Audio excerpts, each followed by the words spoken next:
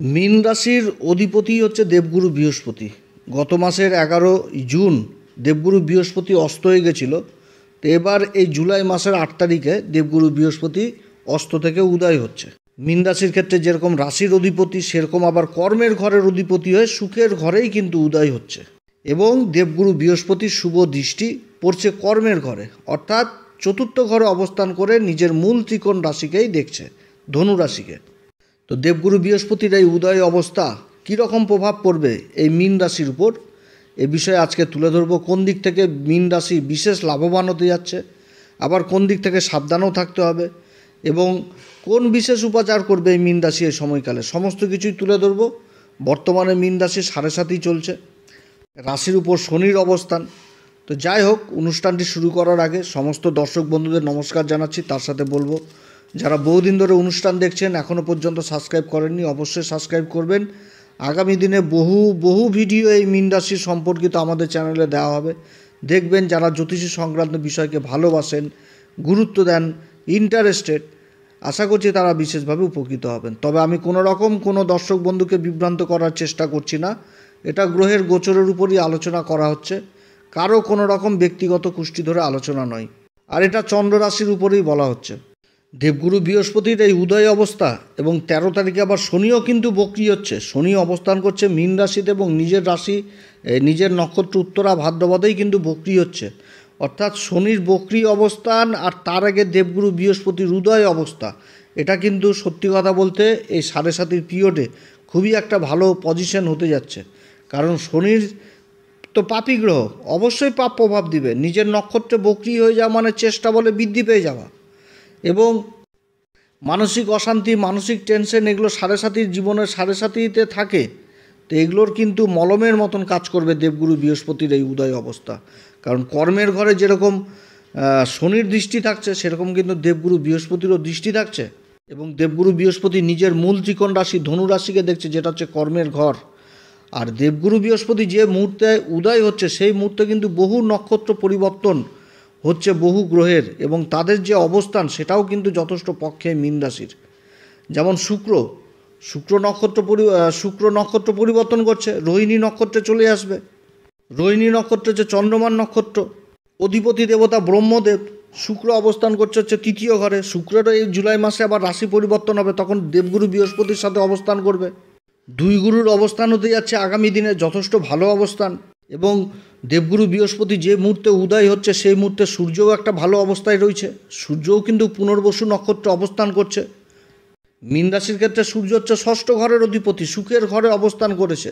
সূর্য যদি এখানটাতে একা অবস্থান করতো, তাহলে নয় ঋণ টিন এগুলো ঝামেলা হতো, বাড়িতে একটা অসুখ বিসুখ এগুলো একটা প্রবলেম থাকতো। কিন্তু সূর্য তো দেবগুরু বৃহস্পতির সাথে অবস্থান করছে, এবং দেবগুরু বৃহস্পতির নক্ষত্র পুনর্বসু নক্ষত্রে অবস্থান করছে।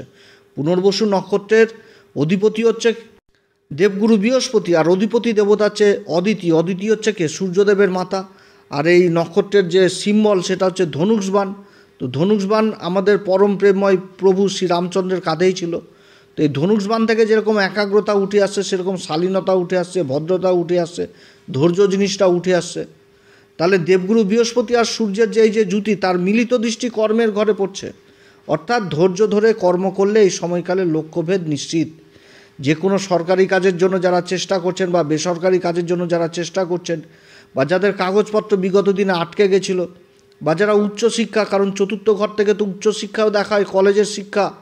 তো এই সমস্ত ক্ষেত্রে যারা স্কলারশিপের জন্য চেষ্টা করছেন, তাদের জন্য যথেষ্ট ভালো। রাজনীতির সাথে যারা যুক্ত রয়েছেন, তাদের জন্য যথেষ্ট ভালো।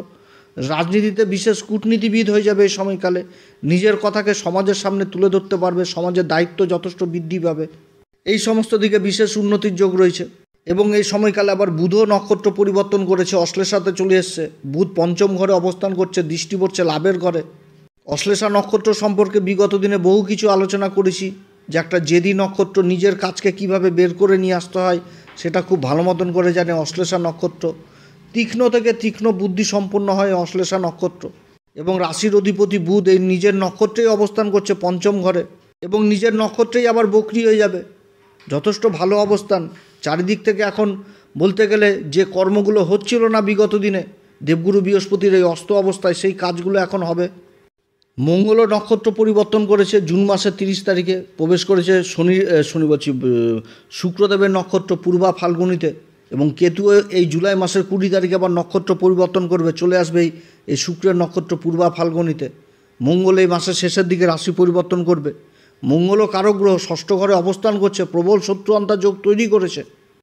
এবং দেবগুরু বৃহস্পতির এই যে উদয় অবস্থা, এখন বর্তমানে গ্রহদের যথেষ্ট ভালো অবস্থান এই মীন রাশির ক্ষেত্রে। 7.5 চলছে, তার মধ্যেও গ্রহদের অবস্থান যথেষ্ট ভালো অবস্থান মীন রাশির। দেবগুরু বৃহস্পতি চতুর্থ ঘরে অবস্থান করছে, তার পঞ্চম দৃষ্টি পড়ছে রাশির অষ্টম ঘরে।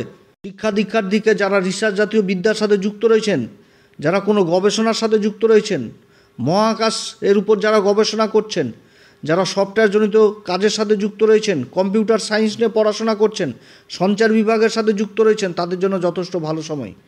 দেবগুরু বৃহস্পতি আদ্রা নক্ষত্রে উদয় হচ্ছে।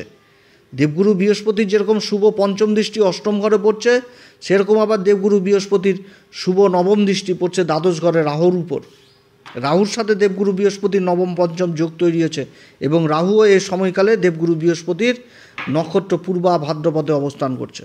তো নক্ষত্রগত অবস্থান, নক্ষত্রগত একটা পরিবর্তন এই সময়কালে রাহুর সাথে হয়েছে, নবম পঞ্চম যোগ তৈরি হয়েছে। রাহু দ্বাদশ ঘরে অবস্থান করছে, বিদেশ জিনিসটাকে বোঝাচ্ছে।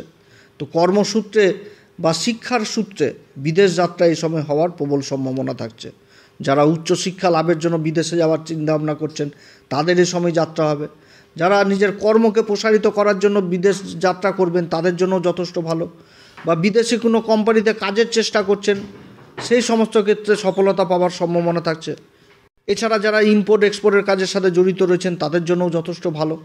যারা রোজগারের ইনকামের সাথে যুক্ত রয়েছেন, তাদেরও ব্যবসা বাণিজ্য নিজের কাজকর্মও যথেষ্ট উন্নতির যোগ রয়েছে, রোজগারের ইনকাম যথেষ্ট বৃদ্ধি পাবে। আবার যারা বিদেশ থেকে মালপত্র নিয়ে এসে নিজের দেশের মাটিতেই কাজকর্ম করছেন, তাদের জন্যও যথেষ্ট ভালো সময়। জায়গা জমি সংক্রান্ত কাজের সাথে যারা যুক্ত রয়েছেন, তাদের জন্যও যথেষ্ট ভালো সময়।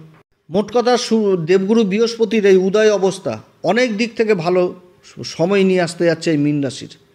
অনেক কাজ যেগুলো বিগত দিনে থেমে গেছিলো, সেই কাজগুলোও কিন্তু এই সময়কালে হবে। এবং আগস্ট মাসের আবার 13 তারিখে এই দেবগুরু বৃহস্পতি চলে আসবে, আবার নিজের নক্ষত্র পুনর্বসু নক্ষত্রে অবস্থান করবে। তখনও তো দেবগুরু বৃহস্পতির এই কর্মের ঘরে দৃষ্টি থাকবে। খুবই ভালো সময় হতে যাচ্ছে। কর্মক্ষেত্রে মান সম্মান যথেষ্ট বৃদ্ধি পাবে। কাজের প্রতি যেরকম দায়িত্ব বাড়বে, সেরকম একটা বিশ্বস্ততা জিনিসটা চলে আসবে, বিশ্বাসের জায়গাটা উঠে চলে আসবে দেবগুরু বৃহস্পতির এই দৃষ্টি এই কর্মের ঘরে পড়ার জন্য। যারা বড় বড় পোস্টের কাজের চেষ্টা করছেন, যেরকম আইপিএস হোক বা আইএএস হোক, বড় বড় সরকারি পোস্টের কাজের জন্য যারা এক্সামের জন্য তৈরি হচ্ছেন, তাদের জন্য এই সময়কাল যথেষ্ট ভালো সময়। বড় বড় অথরিটি পোস্টের কাজ, এবং এই সময়কালে আবার সরকারের থেকে পুরস্কার প্রাপ্তির প্রবল ভালো সময় এই দেবগুরু বৃহস্পতির এই কর্মের ঘরে দৃষ্টি পড়ার দরুন। যারা সমাজে ভালো ভালো কাজ করেছেন, তাদের পুরস্কার পাওয়ার সময় এই সময়কালে সরকারের দিক থেকে এই মীন রাশির। আবার দেবগুরু বৃহস্পতি চতুর্থ ঘরে অবস্থান করছে। চতুর্থ ঘরটা হচ্ছে কি আমাদের সুখের ঘর, বাড়ি ঘর, সয় সম্পত্তি। তো বাড়িঘর নির্মাণের কাজের সাথেও যারা যুক্ত রয়েছেন, তাদের জন্য যথেষ্ট ভালো সময় দেবগুরু বৃহস্পতির অবস্থান। যারা বহুদিন ধরে জায়গা জমি খুঁজছিলেন, ভালো জায়গায় ভালো পরিবেশে বাড়ি করবেন, তাদের জন্য আবার যথেষ্ট ভালো সময় এই দেবগুরু বৃহস্পতি। দেবগুরু বৃহস্পতি হচ্ছে আমাদের জ্যোতিষশাস্ত্র মতে সবথেকে শুভ গ্রহ। এই দেবগুরু বৃহস্পতি এবং শুক্রদেব দুই গুরুই হচ্ছে আমাদের জ্যোতিষশাস্ত্রে আচার্যর ভূমিকা পালন করে, অর্থাৎ এদের দৃষ্টিতে থাকে অমৃত ধারা। দেবগুরু বৃহস্পতির যে দৃষ্টি, এই 3টি দৃষ্টি, পঞ্চম দৃষ্টি পড়ছে অষ্টম ঘরে, সপ্তম দৃষ্টি পড়ছে কর্মের ঘরে, নবম দৃষ্টি পড়ছে দ্বাদশ ঘরে। এই যে 3টি দৃষ্টি, এই 3টি দৃষ্টি খুবই মূল্যবান দৃষ্টি দেবগুরু বৃহস্পতির দৃষ্টি। তার মধ্যে সবথেকে বেশি গুরুত্ব হচ্ছে নবম দৃষ্টি। নবম দৃষ্টির উপর বিশেষ কৃপা থাকে। তো এই সময়কালে নবম দৃষ্টিটা পড়ছে দ্বাদশ ঘরে। দ্বাদশ ঘর থেকে তো অনেক কিছু বুঝায়। দ্বাদশ ঘর থেকে যেরকম আধ্যাত্মিক জিনিসটাকে বুঝায়, সেরকম তীর্থস্থান ভ্রমণ জিনিসটাকে বুঝায়, সেই রকম বুঝায় সোশ্যাল কাজ, সমাজের জন্য কাজ। কারণ দেবগুরু বৃহস্পতি কিন্তু এই জিনিসগুলো বুঝায়, পর উপকারিতা, মায়া, মমতা, এগুলো কিন্তু দেবগুরু বৃহস্পতি। দেবগুরু বৃহস্পতি হচ্ছে জ্ঞানের আলো, এবং দেবগুরু বৃহস্পতির এই জ্ঞানের আলোর দ্বারাই কিন্তু অজ্ঞানতার অন্ধকার দূর হয়। তো দেবগুরু বৃহস্পতি চতুর্থ ঘরে অবস্থান, এবং এখানটাতে কালপুরুষ চক্রে আবার এই ঘরটাই কর্কট রাশি পড়ে যায়, তাহলে এখানটাতেও একটা স্থান বলি হয়ে যাচ্ছে কিন্তু দেবগুরু বৃহস্পতি। অর্থাৎ এই উদয় অবস্থা অনেক দিক থেকে ভালো জিনিস হতে যাচ্ছে এই মীন রাশির ক্ষেত্রে। এই সময়কালে মীন রাশির মধ্যে এই জিনিসটাও লক্ষণীয় হবে যে সরকারি বড় বড় লোকেদের সাথে উঠা বসা যথেষ্ট তৈরি হবে, কারণ দেবগুরু বৃহস্পতির দৃষ্টি, সপ্তম দৃষ্টি পড়ছে নিজের মূল ত্রিকোণ রাশি, সেটা হচ্ছে ধনু রাশির উপর, রাশির অধিপতি হয়ে। তো দশম ঘর থেকে কিন্তু এই জিনিসগুলো বিচার করা হয়, সরকারি বড় বড় লোকেদের বিচার কিন্তু এই ঘর থেকে করা হয়।